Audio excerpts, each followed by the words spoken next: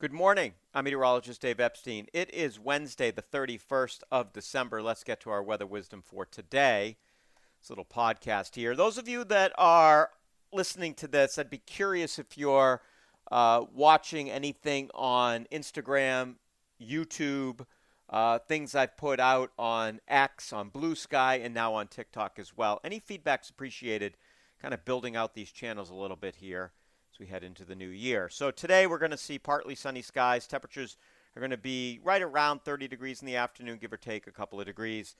No big deal. There might be a flurry, but that would be about it. Now, tonight, a little weather system is going to move into the area, and I think snow moves in after 1 or 2 o'clock in the morning, maybe 3 or 4, first out towards the western areas. Now, if you are listening for the Cape and the Islands, this is a little more significant. There may be some plowing down there with 1 to 3 inches of snow, and it's not out of the question that a couple of areas could see up to 4 inches. So that would take place overnight tonight into the first few hours of tomorrow morning. And then we clear out. And then basically it's partly sunny tomorrow, mid-20s. And the same thing for Friday, Saturday, and Sunday, mid-20s.